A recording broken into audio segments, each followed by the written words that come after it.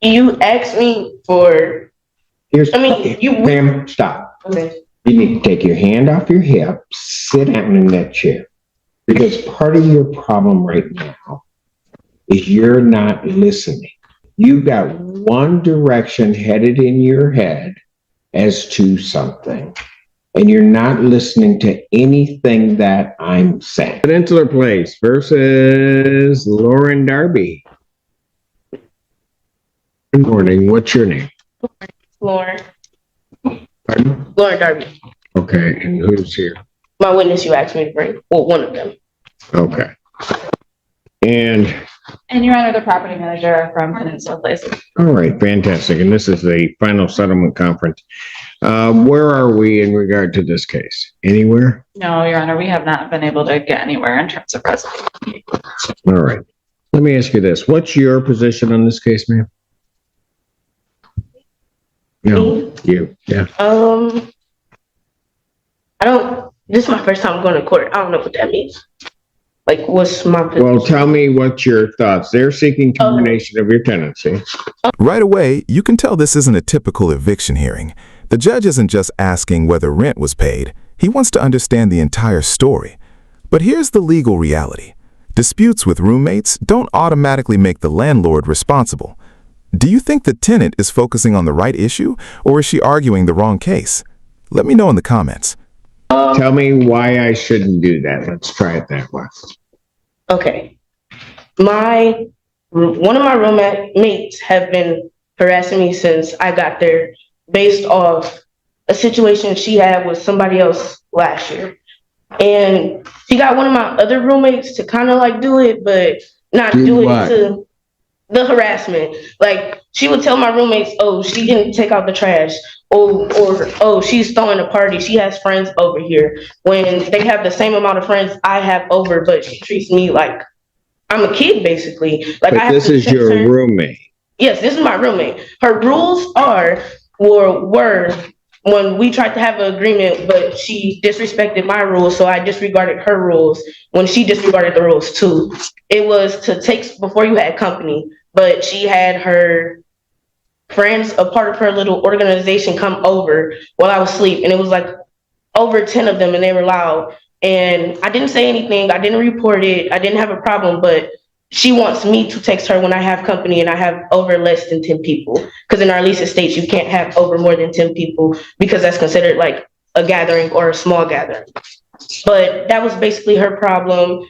I received threats from my roommate. She put her hands on me. Yeah, but what does the roommate have to do with the landlord? Because these are where the complaints are coming from. She was friends with one of the other roommates that were in our apartment. I stayed in D, she stayed in C, and the girl that's filing for me to be evicted, those two, they stayed in B and C. So they were cool. I didn't talk to the one in C, so I don't really know what was told to her. I didn't know what was happening. I didn't even know she had a problem. Like, we never had a text to where she said I was too loud. That's another thing we agreed on. Like, if somebody was too loud, we would text in the group chat, say something, or they were knock on the door. Nobody ever talked to me or approached me about anything. So I'm really confused. You're confused about what? Their problem, because I wasn't aware. It was never brought to my attention at all that they had a problem or it was a problem with anything I was doing. Is your roommate still there? She actually just filed for PPO, and I was told by the police officers and an advised lawyer to bring this up in court too. She filed a PPO saying she was scared for her life, but last Tuesday, she poured Lysol, Pine Sol, Fabuloso, and cinnamon all over my dishes. So. And I got the bag too. And then, yeah, it's. Well, hold on a second. Your roommate.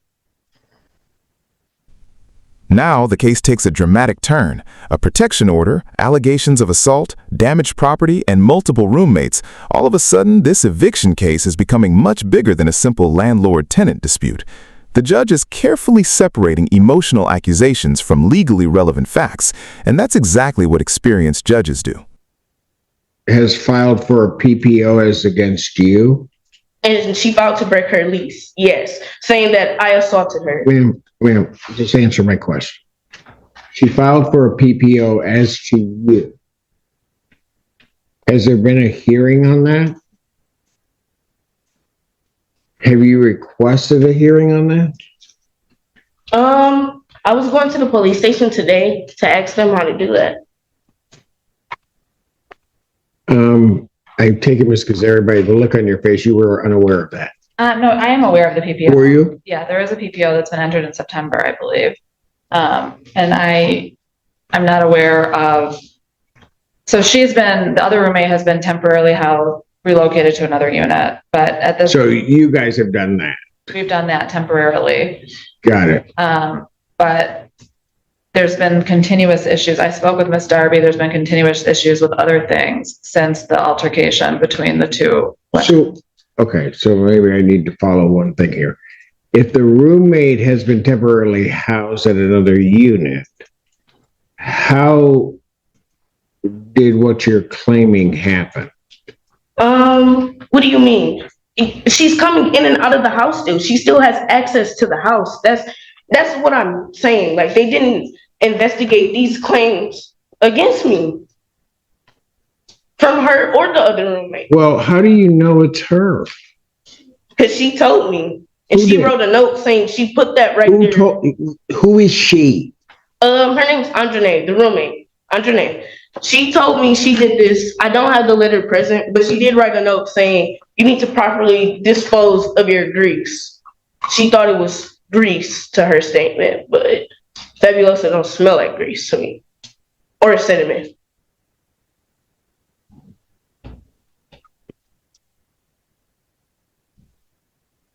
So how many roommates are there? There's 4. A, B, C, and D. I'm D. So from the landlord, what are the other roommates saying? So right now there's 2 roommates. They're still there. It's just Ms. Darby and one other roommate. They're complaining. So at this point, plaintiff is looking for a move out date from Ms. Darby. We're willing to do it in a conditional order of dismissal, give her some time, but that's plaintiff's position. Okay. I told the police this too. It's in my report. I went to the office or called the office so many times to make complaints too. It's just that the same excuse is, oh, Jane's not here. Jane can't answer the phone. Jane's on lunch. The police officer said that. Let me ask you one thing. Okay. Do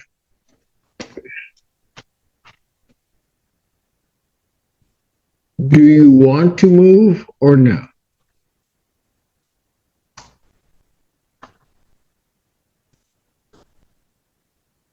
I'm sorry, like, I'm emotional, but this is like my only way of school. And it's like the claims that are being put against me, I'm not that type of person. I'm like That's not what the issue is. I know, I'm saying like the complaint she has going like on me, they're complaining about trash, parties. I'm a person that typically stays to myself in my room. Ma'am, that's not the question I'm asking. I answered it. I said, no, this is my only way for me to be in school, and it's interfering with my school. I'm supposed to be in class right now, but I have to deal with this. Hey, lady, what did you want to tell me? What? Oh, I witnessed it. Like, I come over. Where do you reside there or I no? stay on campus somewhere else, but You stay on campus someplace else. You're students at Eastern? yes, Okay. And you stay on campus elsewhere? yes. Okay. And what you would have to tell me is what you've seen happen. And my stuff, she said. Pardon? And stuff that this other person has said. Yeah. Why don't I understand? Okay, so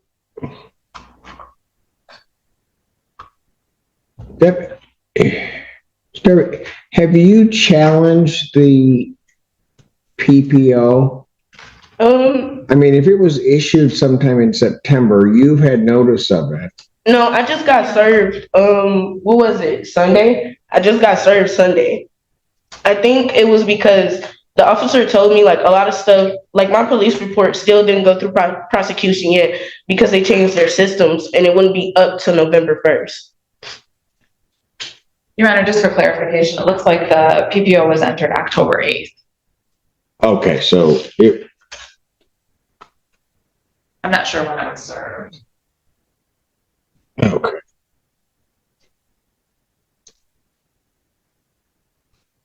What year are you in school? This is my second year, my sophomore year. Okay. So your freshman year, where did you reside? I stayed in a dorm hall, but I had a suite mate that broke in my room. That's why I moved to Penn Place, so I could have my own room, my own space, and my own bathroom. Okay.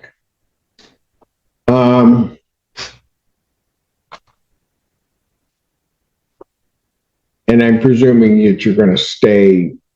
You're looking to certainly stay somewhere in the area through graduation and 2 more years or whatever, right? Okay. So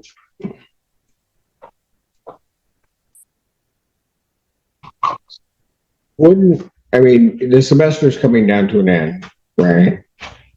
So, and you tell me why we may not be this way, but wouldn't it behoove? Here's where Judge Simpson shifts from referee to problem solver. Instead of pushing both sides into an expensive trial, he's thinking several steps ahead. A trial might satisfy someone's desire to win, but it could also leave this student facing an eviction right in the middle of final exams. Sometimes the smartest legal strategy isn't fighting harder, it's avoiding the biggest risk. You to try to locate someplace to move. And here's the reason I'm saying. If we were set for a final settlement conference today, and if I set this for trial, then I certainly will listen to everything. But if it doesn't go your way, right, then what ends up happening is you could potentially end up getting evicted in the middle of finals, whenever they are. Because I'd set a relatively quick trial in this matter. And then end up in a circumstance where you have that judgment and then trying to get yourself into someplace else is going to be a problem. You follow what I'm saying? So outside of that, you then have this PPO issue, which, I'm not sure on your exact time frames for, well, if you were just served with it, then you should still have some time in which to file for a hearing on it. But you got that issue. So it's sometimes it's okay to be, at least in your mind, right, but then sometimes you got to put yourself in a good spot. You follow me? I understand that, but if I'm to move, I don't go to school. Like, I would have to drop right now. I don't have like family that stays out here. I don't have the transportation to go with my sister all the way in the city and then come all the way back up here every day for school. That's just not in my, it can't work. Okay, I hear you. Mhm. What I'm indicating is when are finals? They're the week of like December 14th.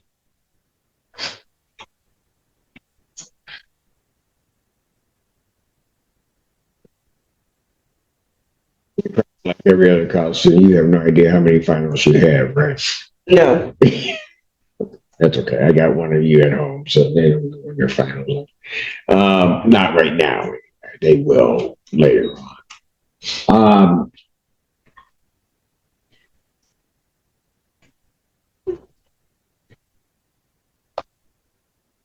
many classes are you taking right now? 6. 6.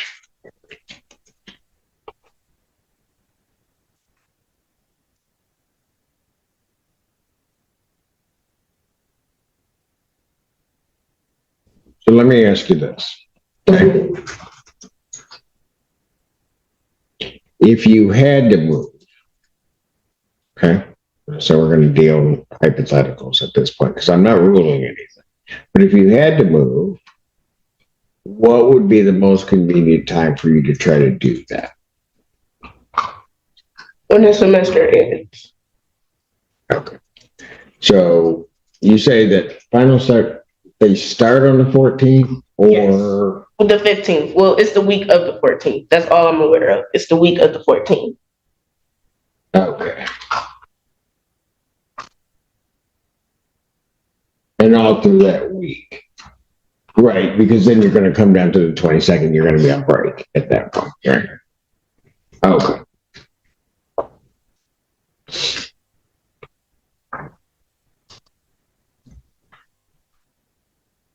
Curiosity, what are you studying to be when you grow up? A nurse. A nurse?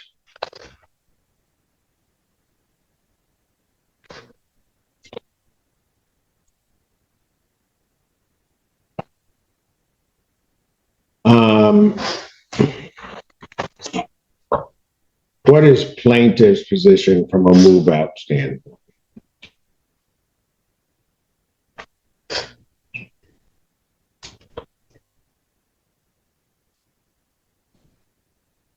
Authority for 30 days. What's the day before? Yes. But not for 40? I mean, so here's the thing.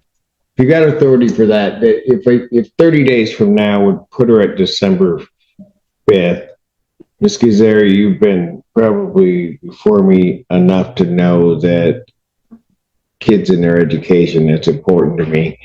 I'm not going to put her out before the time that she at least gets to finish the semester. She's got 6 classes, and that's really where her focus needs to be, to finish that and find a place to get herself moved into and figure out how she's going to do next semester.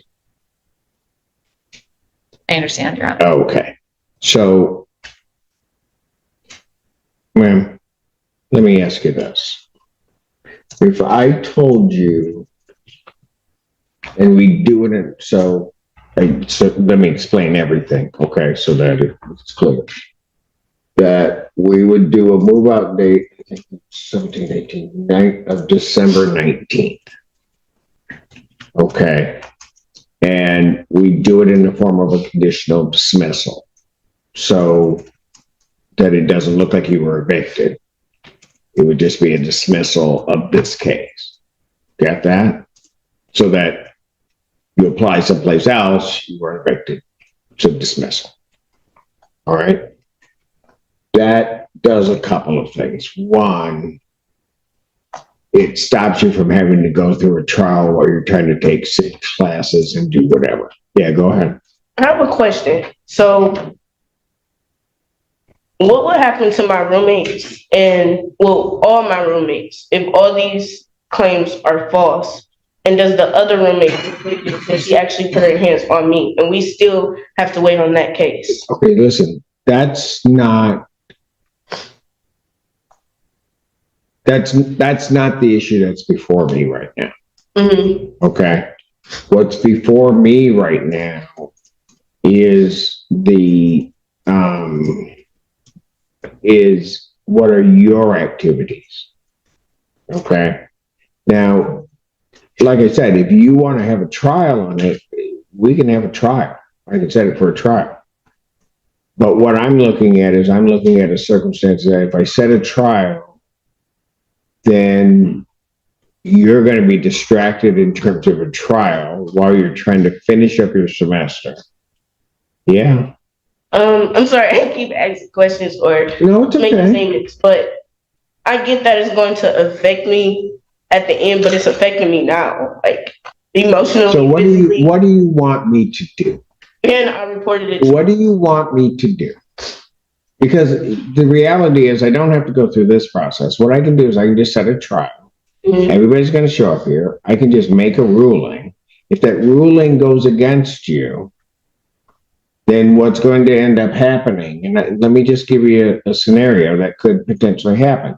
If we're at final settlement conference right now, if I set trial for either the 18th of November or December 2nd, and you lose at trial, the eviction date at the latest would be December 12th.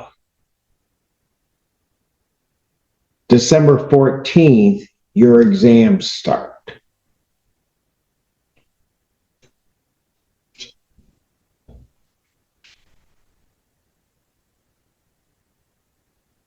Follow me? I mean, sometimes, young lady, and the thing you're going to have to learn is maybe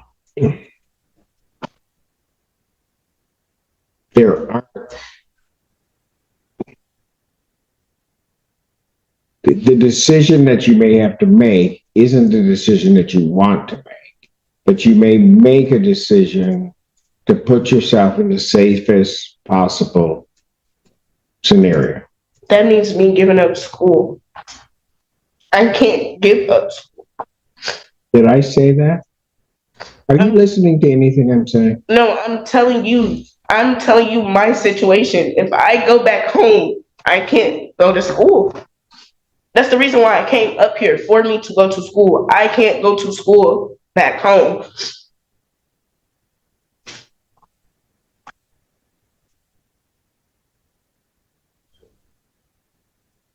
This is the moment everything changes. Notice the judge's frustration isn't because the tenant is emotional. It's because he believes she's no longer listening to the options he's laying out. Courtrooms reward clear communication, and once people stop listening, even good advice can sound like bad news. Have you ever seen a judge try this hard to help someone understand the bigger picture? Young lady, I didn't say anything about you having to go back home. Did I? You asked me for, Ma'am, stop. okay. You need to take your hand off your hip, sit down in that chair.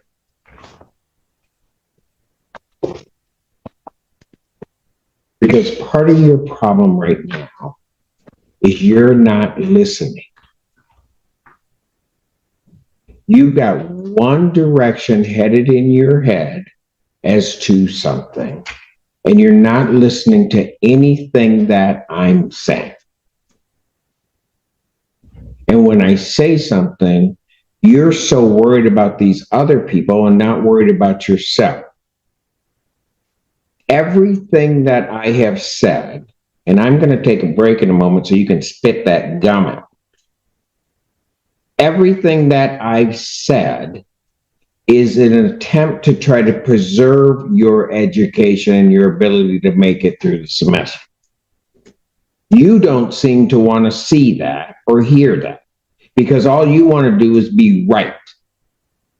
Well, you can be right and uneducated all you want.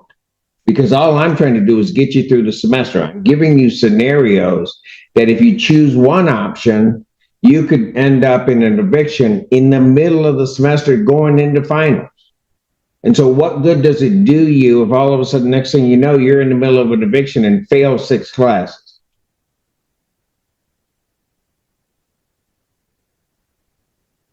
You can get rid of that gum. I will come back shortly. Court's going to stand in recess. All right. And the court does recall the case of Peninsula Place versus Lauren Darby. After all the tension, the negotiations finally pay off. Instead of risking an eviction judgment, both sides have reached a settlement. This is one of the biggest reasons courts encourage settlement conferences. They can protect everyone's future while avoiding the uncertainty of trial. Good morning, Your Honor. Parissa Gazari, appearing for plaintiff. Your name? Lord, darling. All right. I've had the opportunity this final settlement conference to talk to the parties. I'll give you the court's understanding of the agreement, and I'm sure I'll put it in the terms as I understand it. This case will be resolved by way of a consent order, conditional dismissal, that the defendant is agreeing to vacate the premises by 4 p.m. on December 20th, that Saturday. All right. That she will also then execute the necessary documents, but she'll pay her November rent now. She will timely pay her December rent plus $175, which will represent court costs. She'll pay that with her December rent. That plaintiff will give a neutral reference to her for any further leasing inquiries, that there'll be a mutual release signed, and that after paying the December rent, following all the rules and regulations, turning in her keys and vacating the premises, that come January, she will not be obligated for any additional rent, and there'll be a release of her, basically her lease. I think I got everything. Did I? Everything around that, if in the event that she failed to vacate, that we would obtain Right. immediate judgment and we get rid. But if it was a violation of a different part of this agreement, there would be a 5-day objection period. You understand that? Especially the first part we talked about, and that is that if you got to make sure you move, that way there won't be anything. The case is dismissed. As soon as I sign that document, it'll be dismissed and remain dismissed as long as you're in compliance. Okay. Right? And the other part, and it's an important part, and I kind of explained it, and I told the landlord that I would explain it. You need to make sure to follow all of the lease obligations that you're currently under while you're still there. All right. So without going into all the details about what we talked about, you just have to be you, do the right thing because of what the ultimate goal is, right? Mm-hmm. Got it? Yes. Okay. So what I will do, we place those terms on the record. I'm going to adjourn this out to the 18th, isn't it? Yes. All right, to November 18th. I won't need you to come back, all right, provided all of the documents are signed and they can be sent in, okay? Okay. That makes sense? Yes. So you need to make sure to give Ms. Kazari your email address. Look out in your email for that. You were gonna, she did give it to you? Yes. Really? Yes. She had an attitude, but when did she get, never mind. All right, okay. So make sure to look out for that. If it's all signed, I don't need to see you, okay? Next time I'll see you, I'll call you, what, Nurse Darby? Is that it? Right? Yes. Okay, and you're gonna do it, right? I'm gonna. What a surprising ending. After one of the toughest conversations in the courtroom, the judge ends on a positive note, encouraging Lauren to focus on her education and future career. It's a reminder that not every courtroom story ends with a dramatic verdict. Sometimes the biggest victory is helping someone leave with a second chance. If you enjoyed this courtroom breakdown, don't forget to like, subscribe, and tell us what moment stood out to you the most. Okay, that's what we need. Princess, whatever. All right. Princess, you just watched one of the most fantastic lawyers I've known, Miss Kazari. And so that you know, part of our whole conversation was that she's in criminal justice, but you were going to be a lawyer, then you said, no, it's too much school, and you just didn't. No, it's not going to be crime investigator. Makes I still. I don't even know what that is. That's TV. Be a lawyer. Then you can investigate whatever crimes you want. We'll talk. I'll probably send you a subpoena, summon you in here, and just sit until you give in to me. All right, folks, I do have to, and I'll do this now. It'll be in writing, Ms. Darby. I do have to apprise you that this is a consent agreement. You're unrepresented by counsel. From the time of my signing, you would have 3 business days to think about it. If you believe that there's some legal reason, something you didn't understand, some right you didn't assert, you'd have to file a motion with the court within that time frame. You understand that? Okay. Okay. Doesn't mean that I'd grant your motion, but you'd have that period to think about it. Okay. All right. Fantastic. Folks, thank you for working it out. Thank you. Everybody have a great day. And that's November 18th. at 9. But hopefully we won't see you there. Thank you. And in all seriousness, you two, good luck in school. Thank Hear you. me? Tina, hold it. Am I adjourned? Recess? What am I doing? For sure. I'm adjourned. That's it for today? Well, for the docket. For the docket? I got other stuff? Yeah, I do. 14A,